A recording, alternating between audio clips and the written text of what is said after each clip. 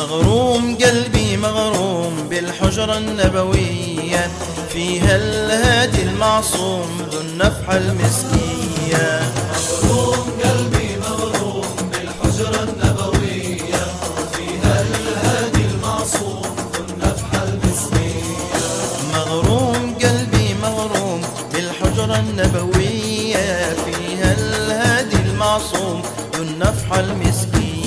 صلوا على خير الورى المصطفى من قد سار، صلوا على خير الورى المصطفى من قد سار، بالحب تتخفف الهموم. وقطعنا 7 بحور وركبنا السفينة، وعتراب نمشي وعسكور والموجة حزينة. قطعنا 7 بحور وركبنا السفينة، وعتراب نمشي وعسكور والموجة حزينة. ولما شاهدنا النور من فوق المدينة.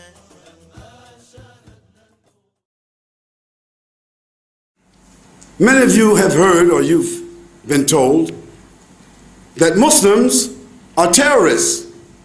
Muslims are fanatics. Muslims are heretics. Muslims are extremists. Muslims are murderers. Muslims are hostage takers. This is what you've been told. And I'll tell you that in some cases, that is true. There have been certainly some Muslims, not just recently, but even before newspapers and the media came about, there have been some Muslims who were the meaner element of the Muslims who have done those kinds of things, certainly. But then let's be objective. Let us go to history and be objective. Have not Jews and Christians also done those things? And are they not also doing those things? Yes, they are. A criminal is a criminal. A sinner is a sinner.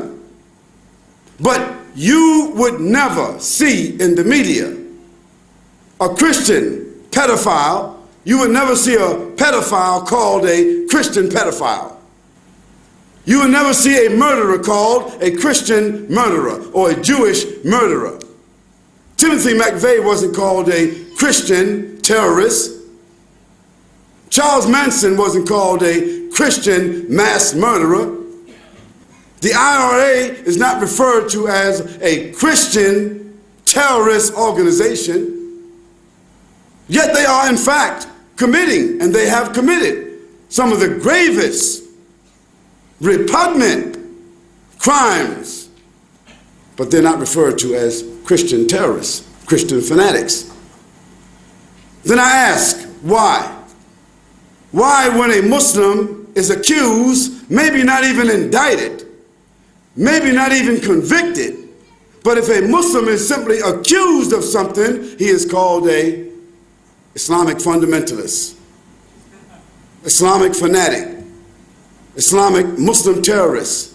Why? Because the media is controlled by people who want to malign Muslims and Islam.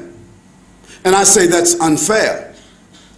While yes, that is true, that some Muslims themselves are responsible for some of the distortions about Islam.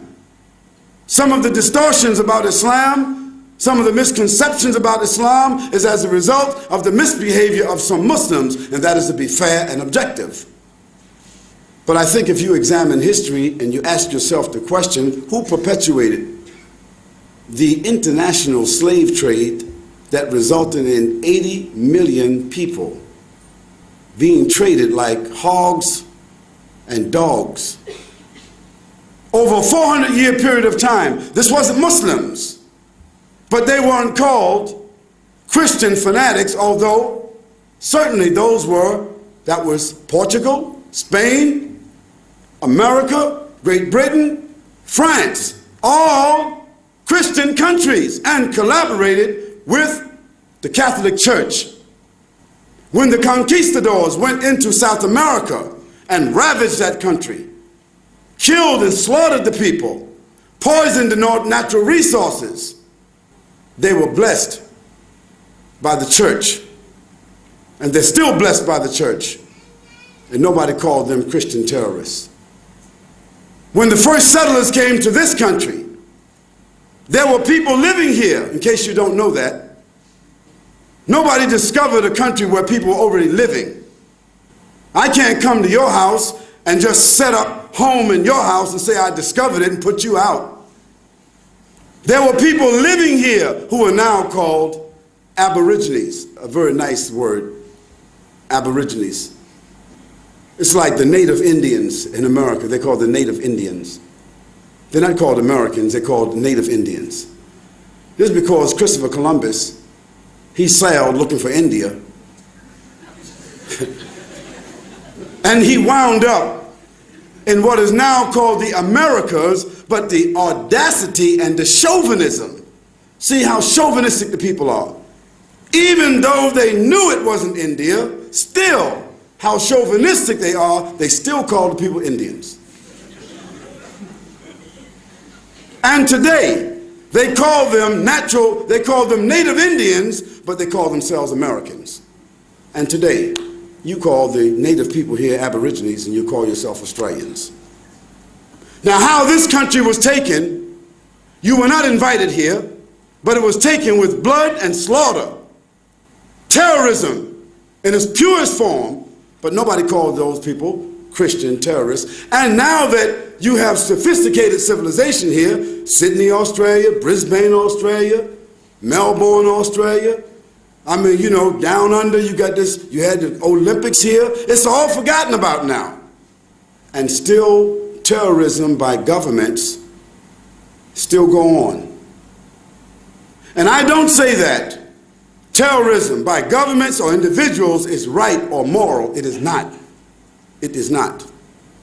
But we can't, on one hand, call some people in Afghanistan or some people in Chechnya or some people in Kashmir or some people in Palestine or some people in Somalia or some people in some other part of Africa or some other people in Indonesia.